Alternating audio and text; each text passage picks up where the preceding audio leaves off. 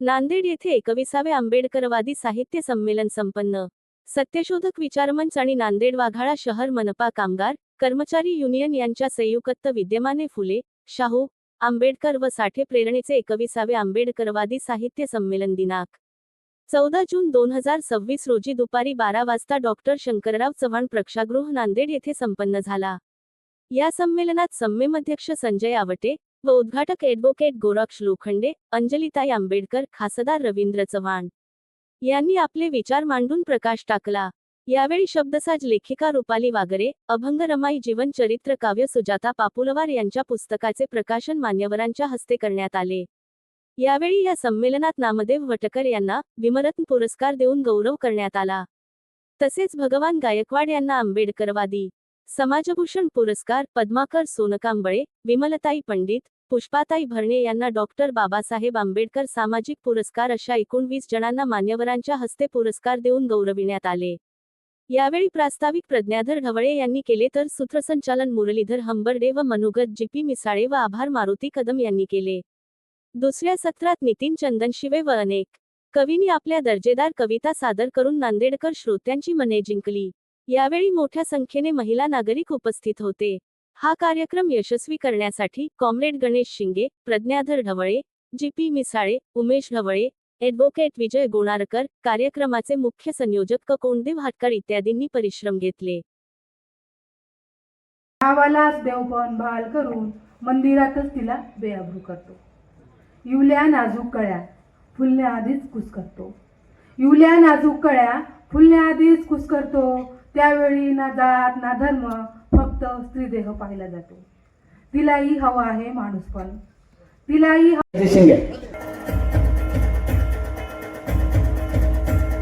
त्यासोबतच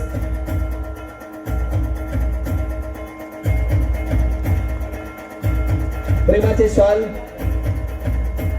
आदराचा पुष्पहार, आठवणीत राहणारा असा मोमेंटो आणि आपल्या अंतःकरणातून आलेल्या टाळ्या यामध्ये हा सन्मान या ठिकाणी होतोय।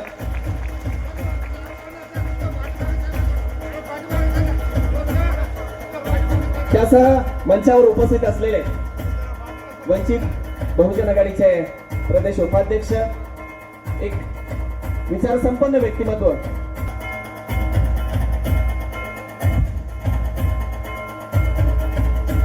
सन्मान करते। आपण कृपया समोर यावं। आदरणीय प्रशांत दादांना विनंती।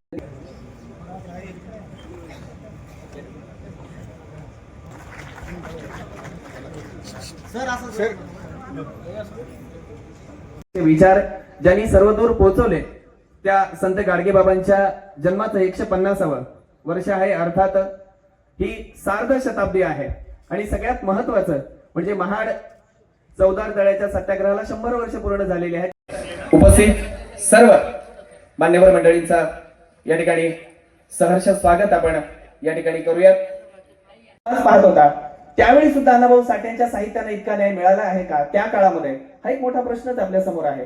म्हणून लोकांचा जोपर्यंत याला सहभाग लोकांचा मिळत नाही तोपर्यंत कुठलीही साहित्य संमेलन किंवा कुठलीही वैचारिक विचारांचा द्रोह सगळीकडे चाललेला आहे। आणि खऱ्या जी माणसं विचार मांडतात, आता चंदनशिव सर आहेत, आवटे सर आहेत, खरं तर अशा माणसांची मला भीती वाटायला लागली। कारण अशी माणसं ज्यावेळी निर्भीडपणे मंचावर बोलतात त्यावेळी खऱ्या अर्थाने या माणसाच्या नशिबी गोळ्या। ग्रेट डिवोटी अवॉर्ड असं जे आपण वटकर यांना सन्मानपूर्वक त्यांना मंचावर बोलावतो आहोत। कृपया आपण या ठिकाणी आपण प्रदान करीत आहोत। हे पुरस्कार देत असताना डॉक्टर बाबासाहेब आंबेडकर वर्षांपासून आपण तळमळीने या ठिकाणी करत आहात। प्रसंगी स्वतः आपल्या तन मन धन सर्व अर्पण करून आपण या विचारधारेचं चाक पुढे जावं। हा विचार बाबासाहेब आंबेडकर युवा सांस्कृतिक प्रेरणा पुरस्कार जातो आहे पद्माकरजी सोनकांबळे यांना। शेवटचा हा सन्मान या ठिकाणी जातोय डॉक्टर बाबासाहेब आंबेडकर युवा सांस्कृतिक प्रेरणा पुरस्कार सन्माननीय पद्माकरजी सोनकांबळे यांना। त्यांना या चळवळीमध्ये आणण्याचं मोठं काम गेल्या अनेक वर्षांपासून आपण करत आहात। माननीय पद्माकरजी सोनकांबळे, आपणास या आपल्या उल्लेखनीय कार्यासाठी डॉक्टर बाबासाहेब आंबेडकर युवा सांस्कृतिक प्रेरणा पुरस्कार देऊन प्रवाहात आणून त्यांना योग्य असं सखोल मार्गदर्शन त्यांनी केलंय. अनाथ, आर्थिक परिस्थिती नाजूक असणाऱ्या विद्यार्थ्यांमध्ये विचार ठामपणे मांडणारे आणि डॉक्टर बाबासाहेब आंबेडकरांचा विचार, तथागत भगवान गौतम बुद्धांचा विचार सर्वसामान्य माणसापर्यंत, विशेषतः तरुणांपर्यंत पोहोचावा म्हणून त्यांनी प्रयत्न केलेले आहेत. यानंतर लोकशाहीला फार चांगली म्हणावी अशी बाब नाही, पण अशाही काळामध्ये करवा सरांसारखे पत्रकार हे कशाचीही पर्वा न करता निर्भीडपणे सत्य मांडत असतात. आणि मला वाटतं की अनेक जे आशेचे किरण आज महाराष्ट्रामध्ये आहेत त्याच्यापैकी यांचा आज या निमित्ताने सन्मान होतोय. आठवणीत राहणारा मोमेंटो, एक सुंदरचा पुष्पहार आणि आपल्या सर्वांच्या अंतःकरणातून आलेल्या टाळ्या, यामध्ये हा सन्मान या ठिकाणी होतोय. शब्द सामर्थ्य किती असं, शब्द काय जादू करू, लवलेशही जिथे पोहोचलेला नव्हता अशाही ठिकाणी साहित्य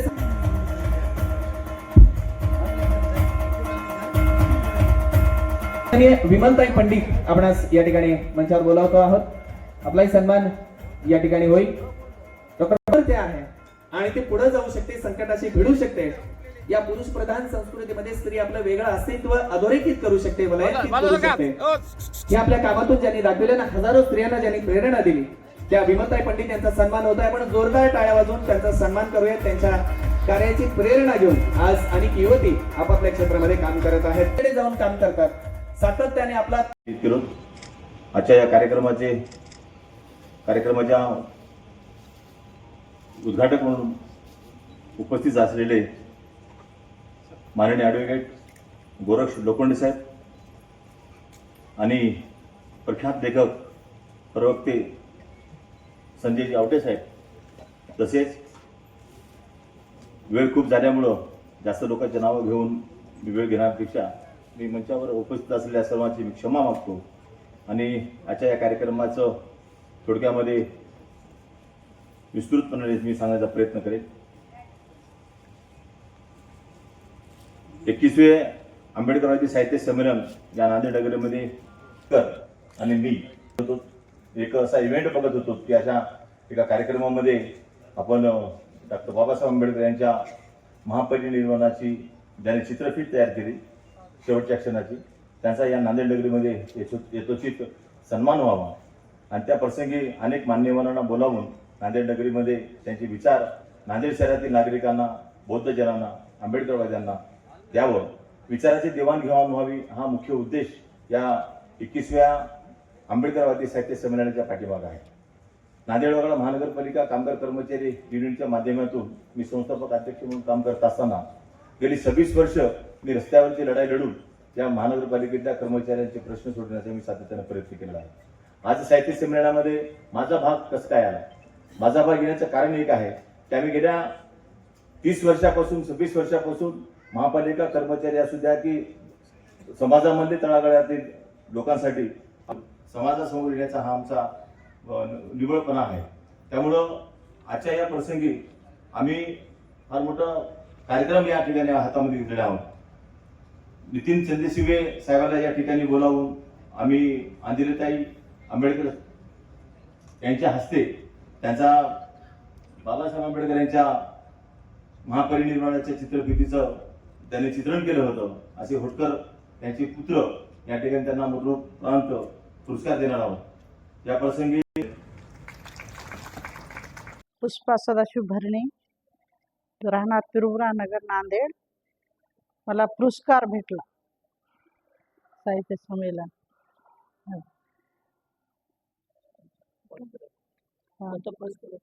फुलेंची प्रेरणा, कारण त्यांच्या नावानं पुरस्कार भेटला, नवीन कामं करण्याची ऊर्जा मिळाली, प्रेरणा मिळाली. काय सांगा? बौद्ध विवाह मेळाव्यात सहकार्य काम करतो, समाजात थोडं जास्त काम करतो. कोणतंही दुःखा सुखात सामील होतो. 4 वर्षापासून मी पहिले वेळेस कोषाध्यक्ष होतो, पुन्हा मी सदस्य होतो, असे उपाध्यक्ष होतो. असे कार्य करतो आम्ही, माझ्या मैत्रिणी सर्व आम्ही मिळून खूप छान काम करता. मला सावित्रीबाई फुलेचा पुरस्कार मिळाल्याबद्दल दरवर्षी गोरगरिबाचे खूप लग्न करता. आणि सर्व खर्च ते मुद्दे तुम्ही घ्या.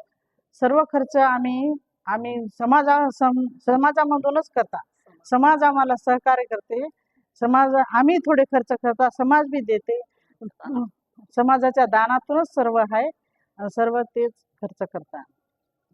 माझ्या आईला पुरस्कार मिळालेला आहे. मला याबद्दल खूप आनंद वाटत आहे. माझी आई नेहमी समाजात नेहमी खूप छान काम करते आणि त्याच्यामुळे माझ्या आईला हे पुरस्कार मिळालेला आहे. याचा मला खूप आनंद होत आहे. सर्वांचे खूप आभार आणि माझ्या आईला खूप खूप शुभेच्छा.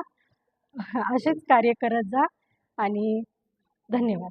म्हणजे काय अनुभव आहे, काय सांगत तू एकंदरीत सगळा अनुभव? आई जे काही करते ते आम्ही पण सपोर्ट करतो. कधीच असं वाटलं नाही की असं का करते वगैरे. छान वाटते आई जी करते आणि त्यांना आम्ही खूप सपोर्ट करतो आईला पण. ती स्वतःहून जेवढं करते ना ती खूप जास्त आहे. आमच्या कधी मनातही असं नव्हतं की म्हणजे ती करेल एवढं. ती खूप छान आतापर्यंत खूप चांगलं काम केलं आणि त्याच्यासाठी आमचा पूर्ण सपोर्ट आहे. आतापर्यंत होता आणि यापुढेही राहील. बाबांचा वगैरे सपोर्ट असतो सगळ्यांचा. हो, सर्वांचा आमचा सपोर्ट आहे. आर्किडच्या आंबेडकर साहित्य संमेलनामध्ये आपलं शब्द होतं शब्दसार प्रकाशन झालं त्याबद्दल काय सांगतात? आज शंकरराव चव्हाण सभा सर्वांना स्नेह जय भीम. माझे नाव रुपाली बागरे वैद्य आहे. आज या ठिकाणी माझ्या शब्दसाज या लेखसंग्रहाचे प्रकाशन झालेले आहे. साधारण जवळपास 2003 पासून मी लिखाण करत असते, पण अजून माझं एकही पुस्तक नव्हतं. त्यानिमित्तानं आता ह्या आजवर प्रकाशित झालेले प्रजावाणी, दैनिक लोकमत यातील अनेक आलेले पेपरला लेख मी यामध्ये संग्रह करून छापण्यात आलेले आहे. यापुढे आणखी लिखाण चालू ठेवणार का? हां, हे लिखाण चालूच राहील माझं. आता लवकरच माझी कादंबरी येते आहे आणि कादंबरी माझी ती वास्तव घटनेवर आधारित आहे. किती वर्षापासून आपण लिखाण करता? सर जवळपास आता 26 वर्ष व्हायलेत. मी 8वी पासून लिहायला सुरुवात केलेली आहे. हे पुस्तक पहिलं सगळ्यात हा पुस्तक पहिलंच आहे माझं आतापर्यंत. जास्त झालं आता आज आवटे सर आणि हे होते आपले आलेले प्रमुख पाहुणे. प्रति ठिकाणी मार्केटमध्ये आलेत का पैसे? प्रति 500 काढल्यात. हां, त्याची किंमत काय सांगा? त्याची किंमत आहे 160 रुपये आणि ते आता मी ठेवले नाही अजून कुठेही. आता ठेवेल लगेच. हे पुस्तक कशाविषयी येतील? म्हणजे आपल्या प्रासंगिक लेख आहेत आणि विविध म्हणजे आपले महामानव वगैरे आहेत त्यांच्यावर आधारित पण लेख आहेत आणि जास्तीत जास्त मी प्रासंगिक घटनेवर महत्त्व देत असते. म्हणजे समाजात घडलेल्या कुठल्याही घटना असो त्यावर आपलं मत व्यक्त करते. त्यामध्ये ते पेपरमध्ये काय लेख वगैरे आलेले आम्ही वाचत असतो. खरं तर माझ्या वडिलांना वाचण्याची खूप आवड होती. ते गेल्या वर्षी त्यांना जाऊन 2 वर्ष व्हायले. पण त्यांनी काय करत होते, पेमेंट झाली की अगोदर वडील घरामध्ये एक पुस्तक आणि एक पेढ्याचा बॉक्स आणायचे स्टार्टिंगला पहिल्यांदा आणि मग तुम्हाला काय पाहिजे ते पुढे नंतर सांगा म्हणायचे. पण पुस्तकाची आवड एवढी लागली मला, हातामध्ये जे पडेल ते वाचायची, जेवताना पण वाचायची. अशा प्रकारे खूप पुस्तक वाचण्यामध्ये आली आणि मग स्टार्टिंगला कविता लिखाणाचा छंद जडला. हळूहळू तो छंद मग याच्यामध्ये झाला. आता लिहिल्याशिवाय करमत नाही. युवकच नाही सर, आज छोटे छोटे लेकरंसुद्धा आजकाल मोबाईलशिवाय त्यांना करमत नाही. मोबाईलशिवाय ते जेवत नाहीत आणि मला वाटतं मोबाईल बघण्यापेक्षा मुलांनी हातामध्ये पुस्तक घ्यावं, कारण पुस्तकामध्ये जे ज्ञान भेटतं ते सर्वात मोठं ज्ञान आहे आणि आईवडिलांनी त्यांना हातात मोबाईल देण्यापेक्षा हातामध्ये पुस्तक दिलं तर आजची आपली समाजामध्ये खूप परिवर्तन होईल आणि लहान मुलांना पण चांगले मार्गदर्शन मिळेल. आज मी स्वतःला अत्यंत भाग्यवान समजतो की 21व्या आंबेडकरी साहित्य संमेलनाला आणि ह्या संमेलनात माझ्या वडिलांना नामदेव वटकर यांना जो भीमरत्न पुरस्कार मिळणार आहे हे सांगताना माझं अंतकरण भरून येतं की कुठंतरी दलित ऑर्गनायझेशन्समध्ये माझ्या वडिलांची कुठंतरी नोंद झाली. ह्याच्यासारखा जो आनंद मला जो झालेला आहे तो माझ्या गगनात मावत नाही. वडिलांना आज पुरस्कार भेटल्याचा आपल्याला आनंद आहे. वडिलांबद्दल आठवणीवर काय भावना आहेत, काय त्या आठवणी मला सांगायच्या म्हटल्या तर माझं अंतकरण भरून येतं. मला बोलायला शब्दही सुचणार नाहीत. कारण अनेकदा माझ्या वडिलांना मी विचारायचो की बाबासाहेब आंबेडकरांचं हे महापरिनिर्वाण हे चित्रीकरण करण्यासाठी आपलं दादरमधलं घर छापखाना आपण म्हणजे विकून टाकला तो. तर ते मला असं म्हणायचे की ज्या बाबासाहेब आंबेडकरांना भेटण्याचा मी खूप प्रयत्न केला पण माझ्या आयुष्यात त्यांची प्रत्यक्ष भेट झाली नाही, पण परमेश्वरानं ही जी भेट माझी घडवून आणली अशा पद्धतीने ही भेट घडवून आणली आणि जे मी हे चित्रीकरण केलेलं आहे ते पुढच्या पिढीला दीपस्तंभासारखा त्याचा उपयोग व्हावा एवढ्यासाठी मी केलंय. कुणी मला याचा पुरस्कार द्यावा किंवा मी हे एवढं मोठं काम केलेलं आहे याच्या बाबतीत मला कुणी गुणगौरव करावा अशी माझी अजिबात अपेक्षा नाही, हे मला ते सांगायचे. तर आज 21व्या आंबेडकरवादी साहित्य संमेलन हे मागच्या 20 वर्षापासून घडत आलंय. इथून आम्हाला युवकांनी काय प्रेरणा घ्यावी? आज मोबाईलचं जग या प्रेरणाबद्दल काय संदेश द्याल, काय सांगा? एवढंच मी सांगेन की माझ्या वडिलांनी महापरिनिर्वाण, आता माझ्या अभ्यासाप्रमाणे माझे वडील ज्यावेळेला हे चित्रीकरण केलं त्यावेळेला ते 32 ते किंवा 33 वर्षांचे होते. म्हणजे एवढ्या लहान वयामध्ये त्यांनी बाबासाहेबांसारख्या उत्तुंग व्यक्तिमत्वाच्या एका व्यक्तीचं हे महापरिनिर्वाण हे दाखवणं, हे म्हणजे त्या काळातलं खूप मोठं धाडस होतं. आणि मला आठवतं किंवा मला माझ्या वडिलांची आठवण येते, ते सांगत असताना त्यांच्या डोळ्यातून जे पाणी यायचं ते पाणी बघून माझ्या डोळ्यात ते पाणी यायचं. आणि त्यामुळे मी या बाबतीत माझ्या वडिलांचा म्हणजे माझ्याकडे शब्द नाहीत, इतका मी ऋण मानतो त्यांचं. आज वडिलांनी ते रेखा मी आता याच्या बाबतीत असं म्हणेन की माझे वडील सुद्धा एक खूप मोठे नावाजलेले लेखक होते.